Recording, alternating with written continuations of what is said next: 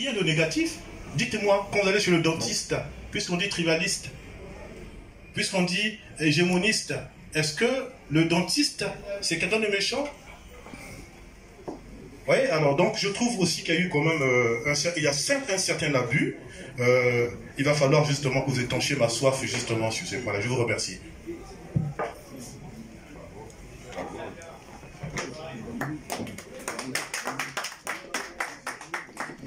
Bien, merci. Il me semble que j'ai été incompris par mon cher compatriote. Je vais repréciser ma pensée. Je n'ai jamais dit que j'exaltais le concept de race au détriment de tribu. J'ai dit que ces concepts-là, ce sont des concepts qui nous ont été imposés. J'ai juste dit qu'à mon époque, on ne disait pas tribu, on disait race. Ça ne veut pas dire que j'adhère à ce concept. Je n'y adhère pas. J'ai dit au début de mon propos que chez nous, si tu veux savoir qui est l'autre, on dit Ndingyenge Nani. Donc on ne dit pas race Yange Nani quand tu parles Ndingyenge Nani. C'est comme ça que moi j'ai grandi. Ndingyenge Nani. On ne dit pas tribu Yange Nani, ethnie Yange Nani, Ndingyenge Nani. C'est-à-dire ceux qui... Parce que moi je suis de ceux qui pensent, et les faits sont là, qu'il y a une unité culturelle entre les Congolais. Il y a certes des spécificités culturelles, mais quand tu vois la somme de nos données culturelles, tu verras plus de ressemblances et très peu de spécificités. Les faits sont là. Maintenant, je comprends ton point de vue. Je n'ai jamais dit que j'annihilais ma qualité de Vili. Je suis d'origine Vili, mais j'ai dit que le Congo, pour moi, passe avant tout. Si toi, ta qualité de Vili passe avant, libre à toi, j'ai donné mon sentiment. Moi, ma qualité de Congolais passe avant tout, parce que quand je vais quelque part, je m'identifie en tant que Congolais. Je m'identifie en tant que Vili. Mon identité, mon passeport, c'est un passeport congolais. Donc le fait congolais, ça c'est pas l'anthropologue, mais c'est le citoyen qui parle. Le fait d'être congolais passe avant tout. Ça c'est mon point de vue. Et je respecte le vôtre, c'est pourquoi je suis démocrate. Un démocrate, c'est celui qui respecte tous les points de vue. Donc c'était que mon point de vue. Alors quand vous me dites que c'est intellectuellement dangereux, j'ai présenté les faits, j'ai dit que le tribalisme, je ne dis pas que le mot tribalisme, j'ai juste dit que le tribalisme, et d'ailleurs les anthropologues aujourd'hui sont d'accord, Charles Madédé a bien dit que le tribalisme n'existe que dans la manipulation politique. Il existe enfin, un monsieur qui s'appelle Elio Skinner, qui était anthropologue, mais aussi ambassadeur des États-Unis en Haute-Volta en 1967, qui a été en Haute-Volta, qui a observé ce phénomène, et il a conclu qu'il est malheureux que le terme de tribalisme, avec ses connotations de primitivisme et de traditionnalisme, soit le nom qu'on ait donné aux groupes qui sont en compétition pour le pouvoir et pour le prestige. Donc, socialement, les Congolais vivent en harmonie. Moi, j'ai grandi avec les Gilbert Goma. Nous, c'était la sape, la musique. On ne voyait pas tuer Bembe, tuer ceci. Peut-être les quartiers. Les quartiers, Banya Zandou, Banya Tchétché, etc. Ça jouait. Mais on n'a jamais grandi avec... Et quand tu voyais une nana, tu ne voyais pas qu'elle est Vili, qu'elle est Moshi, qu'elle est Bébé, elle te plaît, elle te plaît. Donc le tribalisme est essentiellement la manipulation politique. Ce sont des gens qui sont en absence de proposition, en absence de vision pour le pays, qui s'appuient sur un groupement pour pouvoir asseoir leur politique. C'est pourquoi d'ailleurs ils sont incapables de faire quoi que ce soit. Voilà. Merci. Merci Jean-Jacques. Bon, je me permets de faire la modération, excusez-moi. Il y a une question à laquelle on doit d'abord répondre. Parce qu'on parle de tribu, on parle de tribalisme, on parle de ethnicisme. Au Congo, allons-nous parler du tribalisme ou de l'ethnicisme? Je vais répondre. Pachkioulou avait après dit. Merci mon cher Madédé. Bonsoir à tous. Je voudrais rappeler à nous tous que les vendredis du Congo, c'est pensant le Congo pour mieux le penser. C'est-à-dire qu'il faille donner, nommer le mal congolais pour pouvoir trouver des solutions à ces maux.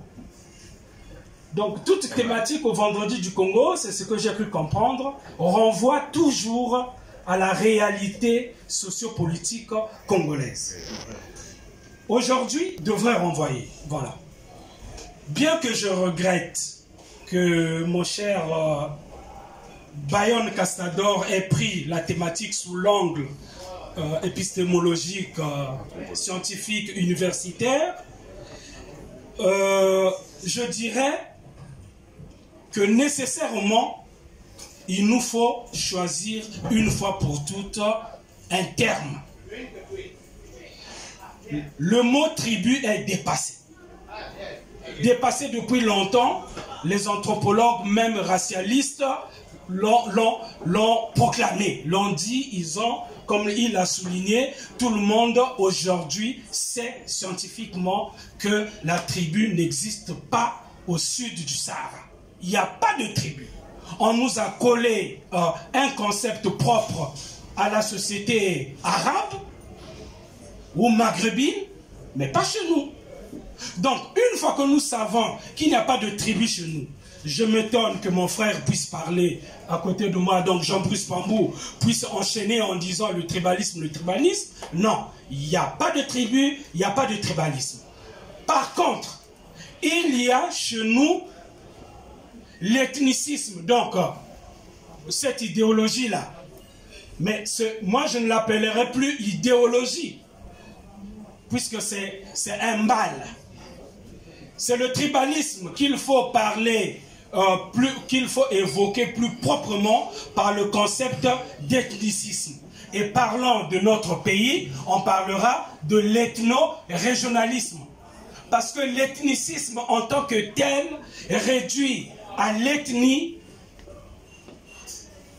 ne fait pas ses preuves au Congo avec, comment dirais-je, le clientélisme ambiant.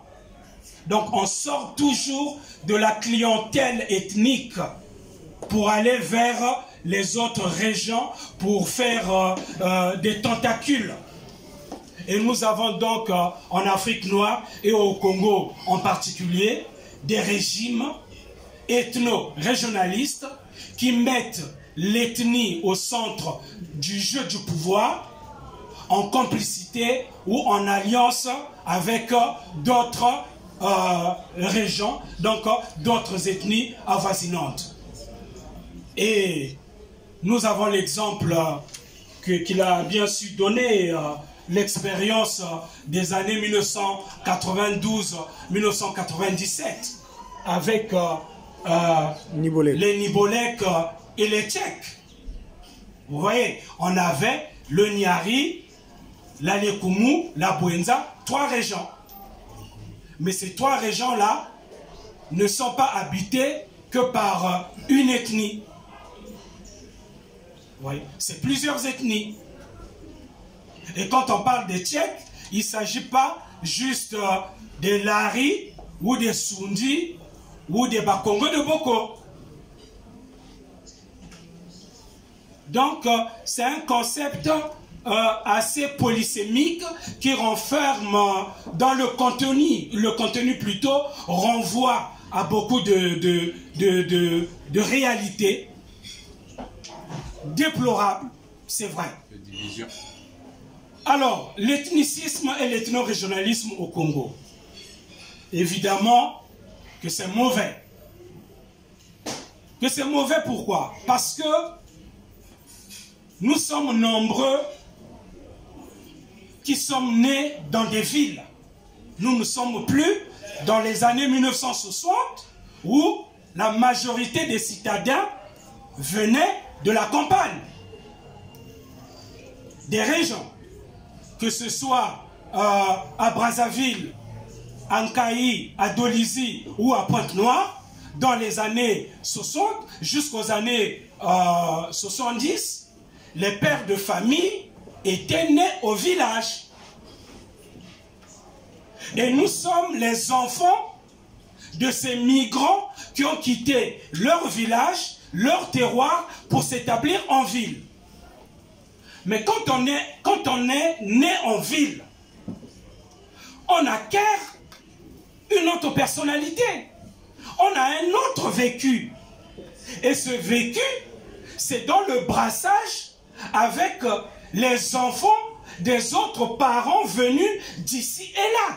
C'est le cas de Pointe-Noire en ce qui me concerne. Voyez-vous? Et à partir de ce vécu, se construit une personnalité. Et la référence à l'ethnie, la référence aux valeurs traditionnelles ou coutumières, c'est par le biais des parents, par procuration. Je peux vous avouer, dans ma famille, un jour, nous avons reçu la visite du petit frère de papa.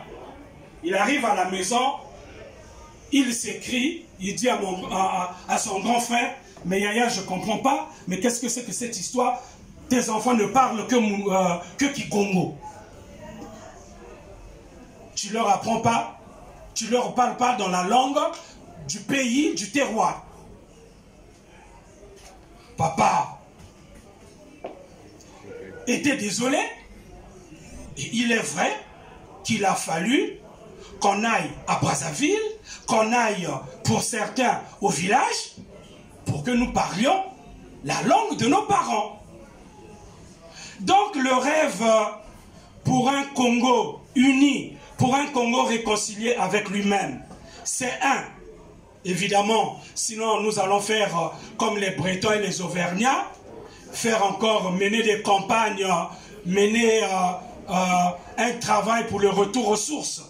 Mais puisque nous n'en sommes pas encore arrivés là, puisque nous avons encore la possibilité de porter ces valeurs-là, ces traditions-là de nos villages, les villages de nos parents, c'est de se dire, je suis ce que je suis de par ma localisation géographique de naissance.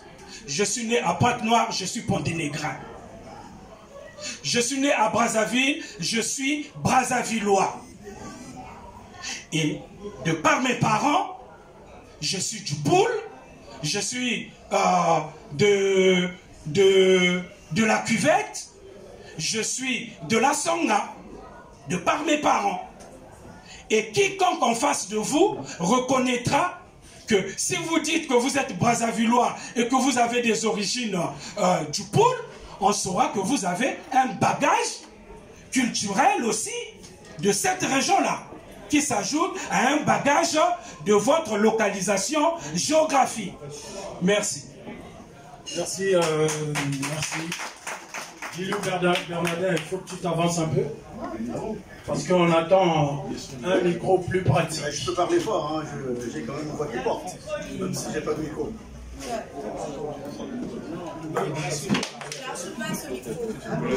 Pour les images. Bon, alors. Pour les images. Je voudrais d'abord remercier l'objectif Koutana pour l'occasion qu'il nous donne à nous arrêter un peu et à nous regarder dans le miroir. À nous regarder dans le miroir, c'est-à-dire que c'est une occasion qui nous est donnée de nous poser quelques questions sur nous-mêmes, autour de nous-mêmes. En général, c'est 3 questions. Ce n'est pas la première fois que ces questions vont être posées ici. Ça a déjà été fait dans les autres vendredis du Congo. Qui sommes-nous? D'où venons-nous? Et où allons-nous? C'est en fait ce travail c'est ce qui se fait ici, c'est en fait nous pousser à répondre à ces questions-là pour qu'on se comprenne mieux. Je voudrais dire une chose qui me marque, puisque c'est Jean-Jacques qui était l'intervenant de ce jour, qui m'a rappelé une chose. J'arrive en France en 1985. Et quand j'arrive là, je découvre deux écoles. En tout cas, pour moi, deux grandes écoles. L'école conviviale et Kimpoinza. Deux écoles dirigées, supervisées par des Congolais. Et je peux vous dire une chose. On n'avait pas besoin d'aller à l'université, car l'école conviviale et Kimpoinza suffisaient à tous les deux pour être des universités du savoir et de la connaissance. Faisons de ce lieu d'objectif Koutana et vendredi du Congo une université du savoir et de la connaissance. C'est ce que je voulais dire parce que c'est très très important. Vraiment, ça me rappelle cette époque-là. C'était génial. Il y avait les Alémans Bankou, les Machongo Sébastien, les Gilbert Noma, les Jean-Jacques, Antoine. Moi j'étais là, j'étais en périphérie, je venais d'arriver, et donc je les voyais. Mais on apprenait des choses.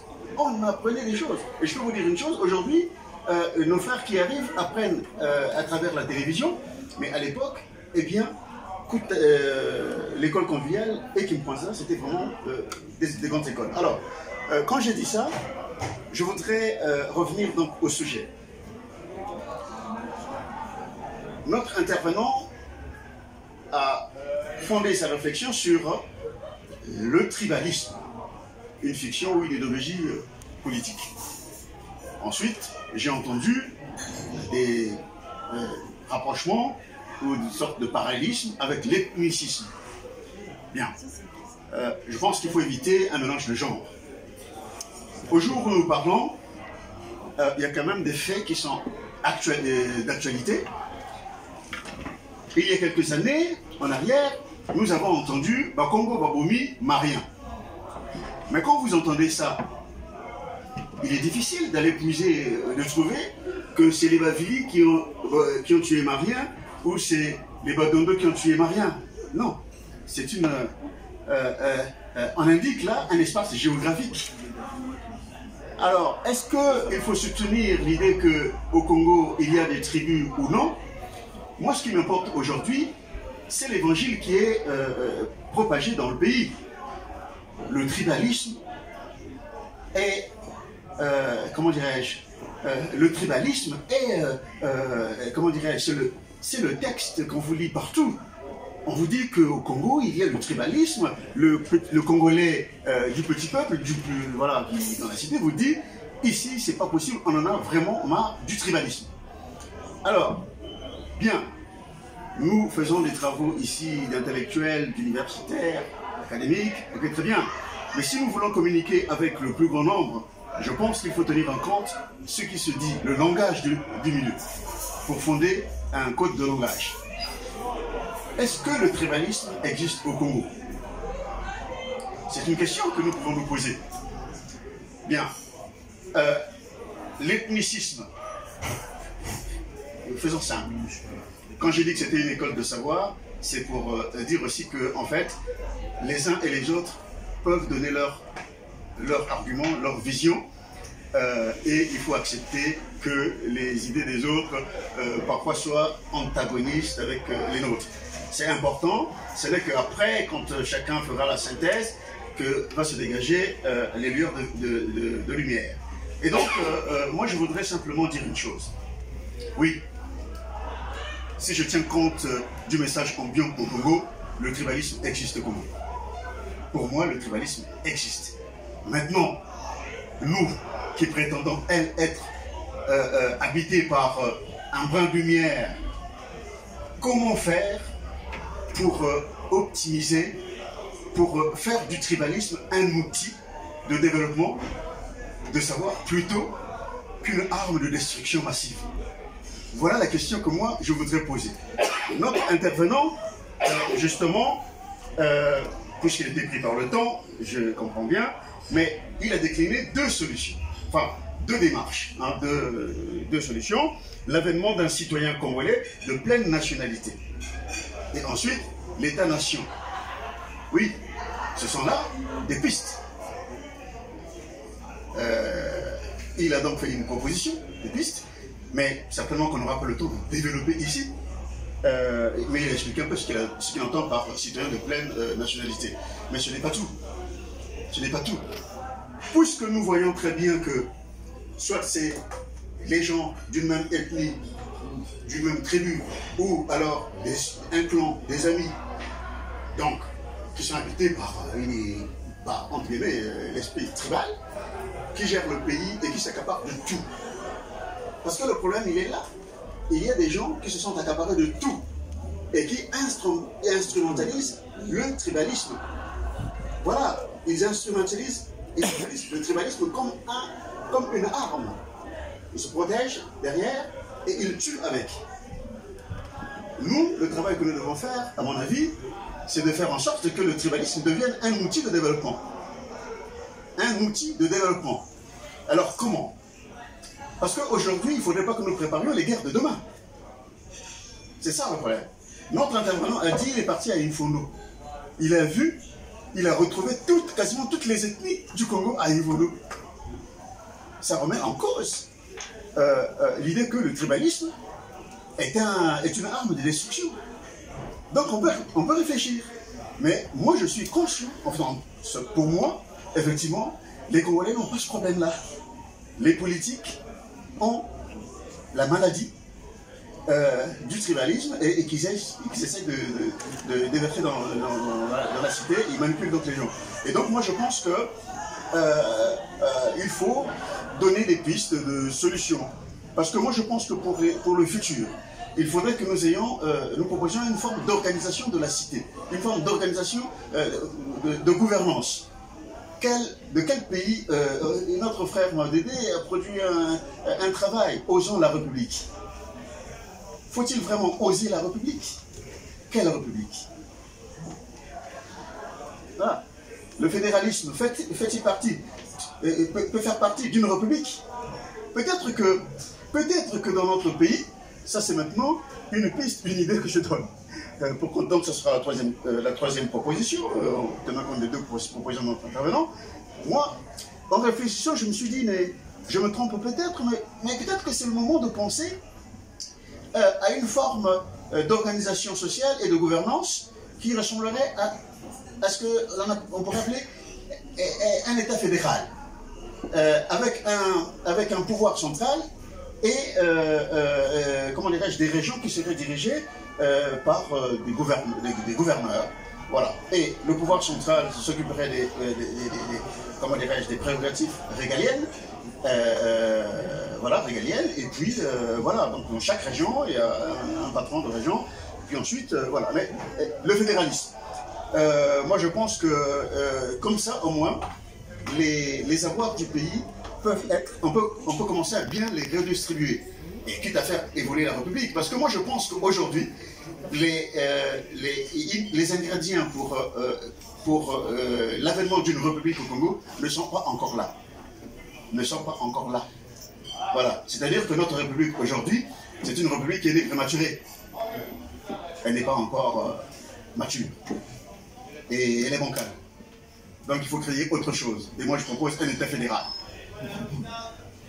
Merci, merci Dilou Bernardin. Je vais applaudir. Dilou Bernardin, avancez un peu dans les solutions. Est-ce qu'on peut conclure que utiliser tribalisme et ethnicisme, ça renvoie à la même chose? Ok, monsieur Alain Koundila. Merci et bonsoir à tous. Alain Koundila, professeur de mathématiques et éditeur. Je vais revenir donc sur l'intervention de Jean-Jacques Payon. Il a essayé de donner des définitions au mot tribu. Moi, je pense qu'il est à côté de la plaque. Il est à côté de la plaque parce que le mot tribu, en réalité, vient de puis, qui veut dire droit, et but, la tribu, c'est une notion de topologie. C'est-à-dire que on crée des tribus normalement dans le but de sommer un ensemble qui n'est pas linéaire.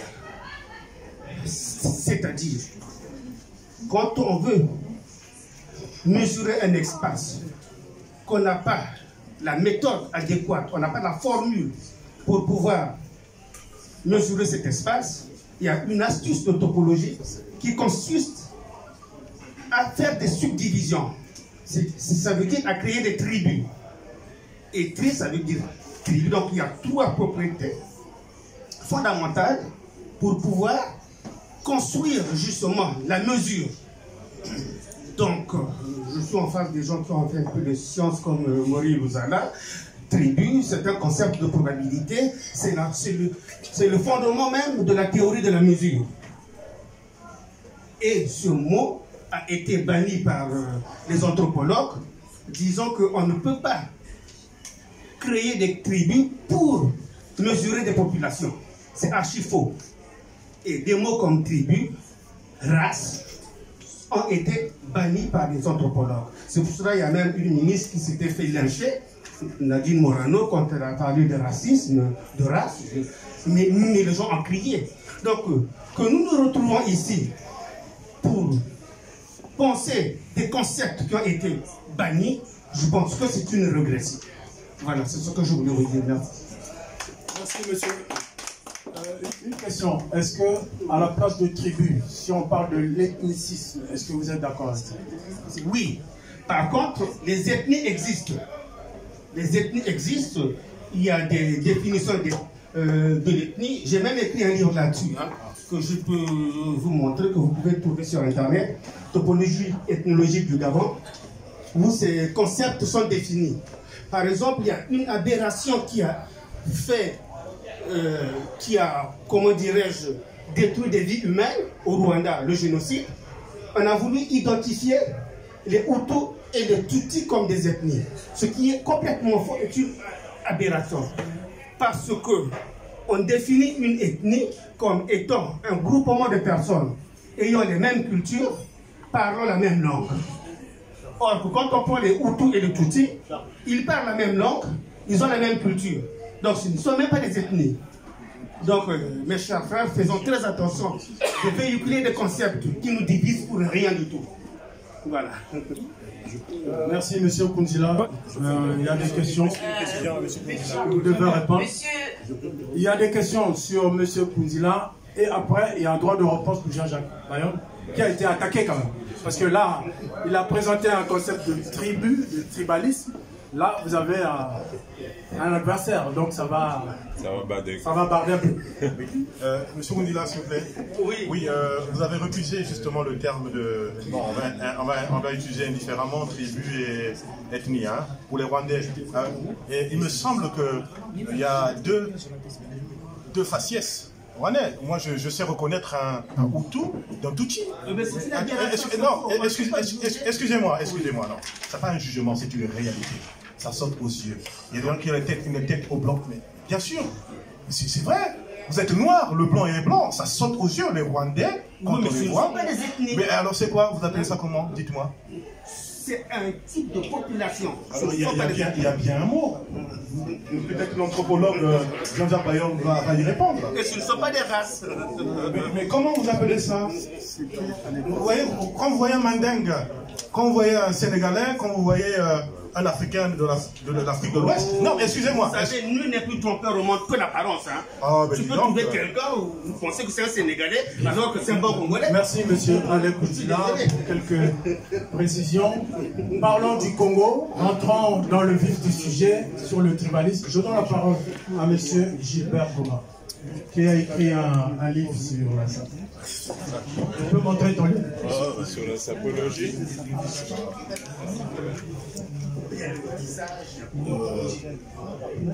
Excusez-moi. Je vais revenir sur ce qu'a dit notre ami Jean-Jacques Bayon. Moi, je trouve qu'il a fait un bel exposé. Il a d'abord il est parti de l'approche purement théorique, parce que sans théorie, on ne peut pas penser la pratique. Je pense que l'approche a été bien construite, et j'ai trouvé ça formidable. Je vais revenir un tout petit peu sur ce qu'il a dit.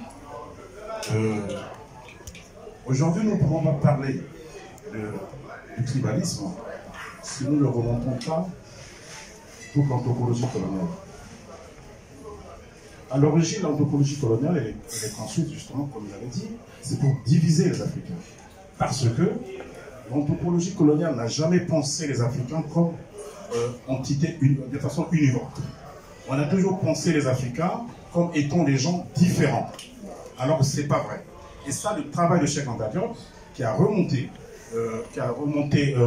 l'Afrique précoloniale, qui est parti de la vallée du Nil pour montrer que le monde, les Africains sont partis de la vallée du Nil, et avec les migrations, justement avec le temps, il y a eu beaucoup de différenciation. Et ça, c'est capital, et je pense que de ce point de vue, je rejoins Jean-Jacques Bayon.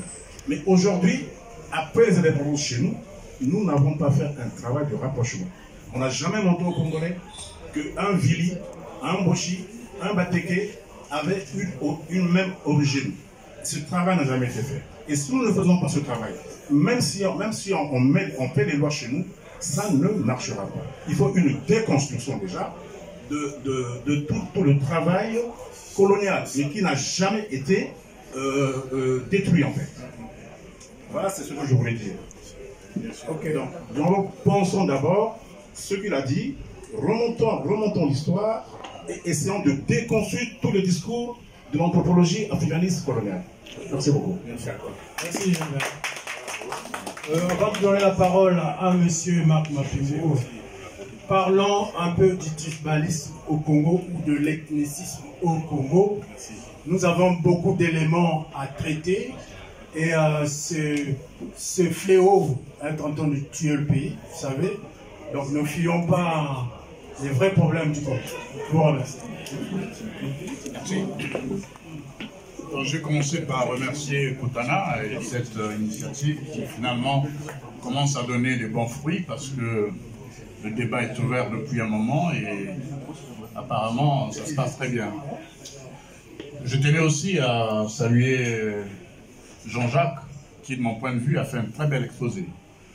Mais parce que je suis anthropologue, sociologue aussi, j'ai fait un DEA de sociologie à la Sorbonne et l'un de mes maîtres, il venait de citer, c'était Ballandier, qui avait écrit Les Brazzaville Noirs. Et à travers, à la Sorbonne, on a eu aussi des gens comme Dominique Zahan, Claude Rivière, qui étaient des excellents anthropologues et sociologues. Donc, tout ce que tu as dit est le reflet de ce que j'ai appris. Et je crois que les gens comme Mankassa, sociologue, anthropologue aussi, qui ont longtemps réfléchi sur les sociétés Congo, ont effectivement fait les mêmes constats. Je ne vais pas revenir sur les concepts, hein. Bon, chacun dit ce qu'il pense, mais je voulais faire court. J'ai voulu faire court parce que on n'est pas dans un amphithéâtre ni à la Sorbonne, ni je ne sais pas où, mais on est là pour expliquer des choses simples et qui, malheureusement, freinent notre épanouissement. Et ces choses-là, on peut les appeler tribalisme et autres. Mais le tribalisme aussi, il faut dire que on ne peut pas parler de tribalisme si nous ne connaissons pas très bien notre pays. Notre pays a connu aussi une certaine histoire, la colonisation, la balkanisation. Parce qu'aujourd'hui, vous êtes dans un avion, vous allez au Gabon, vous retrouverez les mêmes peuples que l'on retrouve au Congo. Vous partez dans le nord du pays, vous trouverez les mêmes peuples aussi qu'on trouve dans le sud. Vous trouverez les Teke, les Kota, les Mbeti, les Obamba et autres, qui sont les mêmes peuples qu'on trouve dans le sud du pays. Donc cette question qui est une question complexe, lorsqu'on l'aborde, il faut l'aborder sans passion, mais comme disent les sociologues, il faut pas... la société n'est pas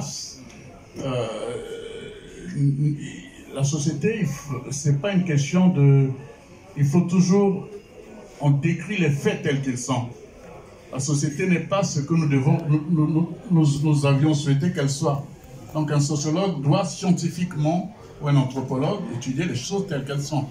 Si à une époque, il y a eu des sauvages qui mangeaient des gens, et si les Blancs avaient vu ces sauvages-là, écoutez, ils les ont décrits tels qu'ils ont vus. Ils ne pouvaient pas inventer, c'était une époque. Aujourd'hui, je crois que ce qui nous intéresse, c'est notre société, le Congo. Pourquoi il y a le tribalisme? Et pourquoi est-ce qu'il est possible demain de créer quelqu'un parlait tout à l'heure de l'organisation de la société, est-ce que demain il est possible de créer une société où effectivement il est possible de vivre ensemble et puis de créer ce qu'on appelait la République? Je crois que le vrai débat il est là. Et tout à l'heure, bon, bien sûr, on a dit beaucoup de choses sur le Nibolek et autres, mais je vais vous dire tout simplement que le Nibolek, c'est aussi le résultat de toutes ces contradictions politiques qui viennent déjà depuis les années 59, et puis quand Massamba Débé arrive, et Lisuba est apparu pour les pays du Nyari comme le fils d'abord qu'il fallait adopter, adouber, parce que bien sûr il y avait une question de pouvoir. Mais Lisuba, je vais vous dire, il appartient à l'une des ethnies les plus voilà, les minoritaires des pays du Nyari. Et Lisuba a été adoubé tout simplement parce qu'à un moment donné, psychologiquement, les gens se sont dit, c'est le nôtre, il faut qu'il arrive aux affaires, et parce que lui-même aussi, il s'est servi de son charisme, il s'est servi de son aura, ça donnait ce que ça donnait. C'est bien dommage, on peut regretter, parce que Lisuba, de mon point de vue, je lui ai dit, à l'époque, je lui disais qu'il était le seul à transcender un peu toutes ces questions, parce qu'il venait d'une petite ethnie. Donc, il venait d'une petite ethnie, et dans le nord du Congo, il faut le dire, il y a des gens qui se sont reconnus aussi à travers Lisuba, que ce soit dans le Likwala ou dans la cuvette ouest, un peu partout. C'était le fils du Congo que beaucoup attendaient. Alors, il y a eu tout cela. Alors, moi, je voulais un peu faire ce résumé sur ceux qui pensent souvent que le Nibolek, c'est une création ex nihilo. Non, il y a eu une histoire, pourquoi Lisuba est arrivé là. Mais écoutez, à la conférence nationale, les gens du Nibolek se sont sentis, excusez-moi le terme, ils se sont sentis agressés. Parce que tout le temps, oui, c'est Lisuba qui a tué Machokota. Les gens se sont dit, mais c'est le nôtre qu'on est en train d'agacer. Il faudrait bien le soutenir, il faudrait bien... Toutes ces questions, il faut les étudier telles qu'elles ont été posées. Sinon, on va revenir sur les fantasmes intellectuels inutiles. Moi, je crois que notre rôle, notre devoir, c'est de faire un travail pédagogique. Et Jean-Jacques, tu as dit quelque chose de très intéressant. Tu as dit, il faut transcender ce qui nous divise. Effectivement, le tribalisme nous divise. Effectivement, l'obscurantisme nous divise. Effectivement, le fait de se dire, bon, X est de mon village, donc forcément je suis au pouvoir aussi, même si on ne mange pas bien à midi, ça aussi, ça nous divise. Parce que c'est de l'obscurantisme. Aujourd'hui, je crois que les langues, comme tu l'as dit d'ailleurs, c'est aussi une richesse. Savoir que, écoutez, nos langues ont une richesse, nos ethnies ont une richesse, les manières de manger, de parler, les contes, etc. C'est ça qui contribue un peu à notre culture, à notre patrimoine. C'est un patrimoine, ce que nous avons. Mais tout le problème, c'est que nous voulons construire une nation avec tout ça. Est-ce possible de construire une nation? Oui, mais à une seule condition, il faut que nous ayons à la tête de nos pays des gens qui sont visionnaires, des gens qui ont un projet réel pour le développement du pays, et qui, ces mêmes gens qui se disent, qu'ils soient du nord, du sud ou d'ailleurs, que ces gens se disent, c'est possible de construire un pays uni, réconcilié, où chaque Congolais trouvera sa place et trouvera de mon point de vue, son développement. Alors, écoutez, nous avons aujourd'hui des jeunes. Vous allez demander à nos enfants qui naissent ici, tu es d'où? Il s'en fout, le gars. Il est né ici, il fait des écoles brillantes, le commerce et autres. Ce qui intéresse ce jeune homme, c'est de participer à la mondialisation, à ce qui va se passer demain. C'est ça qui l'intéresse. Vous allez l'amener dans les histoires de tribus, du village et tout. Bon, il va vous regarder comme un sociologue regarde les problèmes du Congo. Ça ne l'intéresse pas. Ce qui l'intéresse, c'est demain, qu'est-ce que demain, le débat du numérique, le débat de start-up, le débat de la mondialisation, voilà ce qui intéresse ces jeunes gens-là.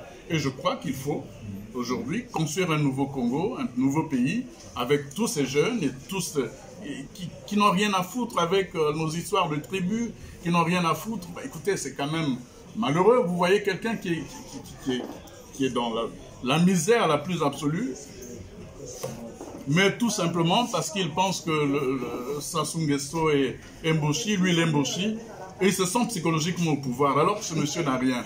Bon, ça fait partie de l'obscurantisme. Moi, je ne peux pas comprendre ça.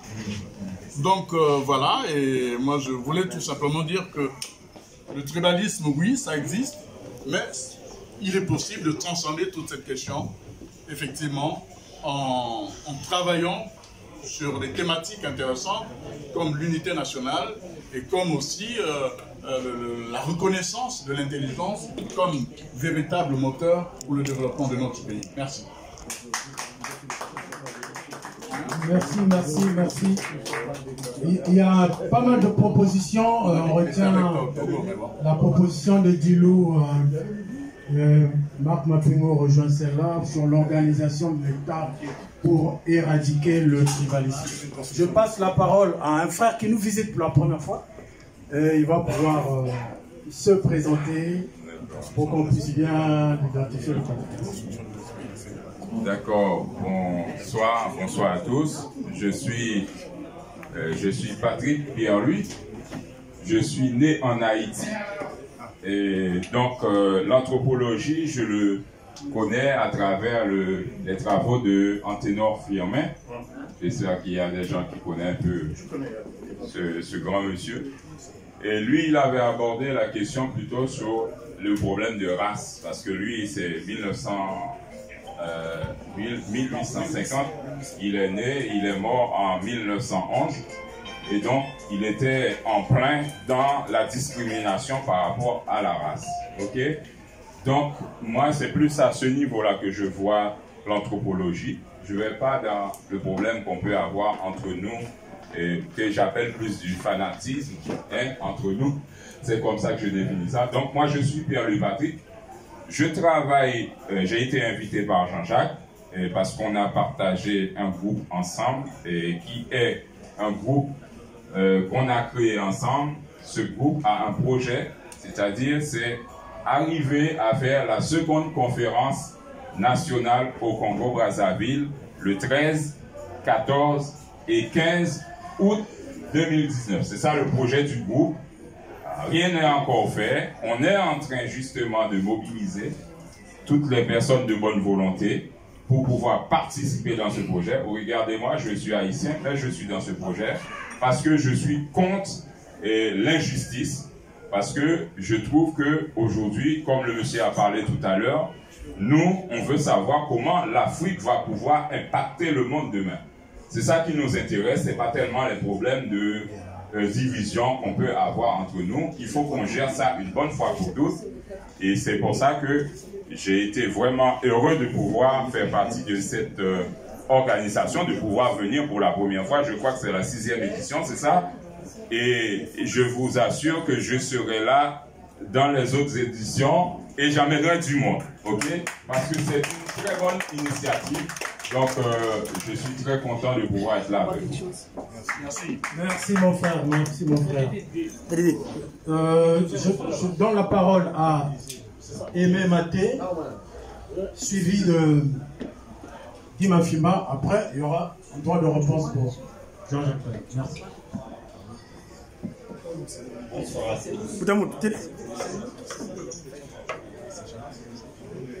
Allô? Bonsoir à tous.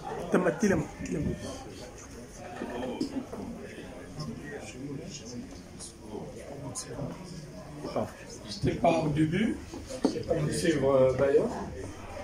Je sais que vous parlez du tribalisme. Assumons-nous d'abord, on appartient à des tribus. On appartient à des tribus, l'ethnie ne vient que de la tribu. Donc il faut qu'on s'assume. Quand tu es Congo, tu te dis je suis Congo. Quand tu es Mboshi, tu te dis tu es Mboshi. Mais le problème du Congo, ce n'est pas le tribalisme en soi. Il faut s'assumer. Reconnaître que tu es Congo, tu es Bembe, il faut s'assumer. Il ne faut pas fuir sa tribu. Ce sont les tribus qui ont constitué la République en 1958. La République a été créée par rapport aux tribus. Les tribus constituantes de la République. Il y en avait près de 82 qui ont constitué la République du Congo en 1958. Il ne faut pas fuir votre histoire, il faut l'assumer. Ce sont ces tribus-là qui ont contribué à faire la République. Chacun apportant sa culture et toutes nos coutumes se sont tues vis-à-vis de la loi fondamentale qu'on appelle la Constitution. C'est celle qui fait taire nos coutumes, nos lois fondamentales, nos lois tribales. Alors, si vous ne vous assumez pas, vous avez créé la République avec quoi? Vous avez créé, expliquez-moi, vous avez créé la République avec quoi, dans le fond? Ce sont ces tribus qui ont créé la République. Ces tribus-là ont créé la République, ont tué leur loi coutumière vis-à-vis de la loi fondamentale. Donc, c'est un problème au Congo, c'est un problème de droit. Il y a le tribalisme primaire qui est le nôtre. On peut parler derrière avec un parent, Bembe, Vili, c'est normal. Manger les mets du terroir, c'est normal. Là où ça ne marche pas, c'est lorsqu'on nomme les gens par rapport à la loi coutumière, pas la loi fondamentale, qui nous reconnaît tous, toutes les tribus des droits. Alors donc, quand vous faites de faux fouillants, à fouiller, non, on va créer ceci, non. Il faut qu'on se reconnaisse qu'on appartient à des tribus. Non, ce ne sont pas des tribus, c'est des peuplements. Bon, ok, s'il te plaît, tu as parlé, je n'ai pas intervenu. C'est des peuplements. Souffre d'entendre les autres. Souffre d'entendre les autres. Tu as parlé, je t'ai entendu, je n'ai pas intervenu. Mais il faut souffrir intellectuellement. Ce sont des peuplements. Vous êtes un intellectuel, il faut souffrir quand les autres parlent. Oui, moi, vous avez parlé, cher aîné, je suis resté sans intervenir. Merci. Donc, il faut qu'on s'assume. Assumons-nous. Moi qui ai une famille qui traverse tout le Congo, je veux me reconnaître comment? Il faut qu'on s'assume. Si on s'assume, c'est déjà un pas. Le problème au Congo, ce n'est pas le problème du tribalisme, c'est un problème de droit. On bafoue le droit. La loi fondamentale est piétinée. Et lorsqu'on va appliquer la loi fondamentale, vous verrez, vous ne parlerez plus du tribalisme. Parce que la loi primera sur tout. Là, c'est la loi coutumière qui prime. Comme dirait Maître Nganga la Bocheni. Hein? La Bocheni a sa loi. C'est sa loi qui prime. Donc, quand on l'aurait condamné, si, il y avait le droit. Il aurait eu sûrement une année ou acquitté. Mais comme il y a la Bocheni qui est au-dessus de la loi fondamentale, on a donné 20 ans. C'est le droit qu'il faut primer. On doit se battre pour faire revenir ce pays-là dans un état de droit. Le tribalisme, on le restera à vie. Vous n'allez pas m'enlever parce que je suis né à Pointe-Noire, Brazzaville, que je ne suis plus Congo, je suis Congo. Je suis Souni, ça, c'est en moi, ça. La République m'octroie des droits, mais ne me donne pas une ethnie ou une tribu. La loi fondamentale nous reconnaît des droits. C'est ces droits-là qu'on doit se battre pour que les droits reviennent à la République. Celle qu'on veut, nous tous ici. Nous sommes mélangés. S'il y a des Bembe, Teke, tout le monde est ici. Est-ce qu'on parle du tribalisme? Nous sommes mélangés. Parfois, on a même des pensées qui se caressent. Est-ce que pour autant on se bat? Non. On a fait le tribalisme d'État. Le tribalisme d'État, c'est de mettre des parents. Parce que la loi fondamentale, la loi coutumière, lui recommande. Donc il appelle un cousin, il dit bon, le cousin tu deviens ministre, le cousin tu deviens directeur de ceci. Voilà. On n'a pas le problème du tribalisme en soi. Hein? Le tribalisme est là, il vit en nous.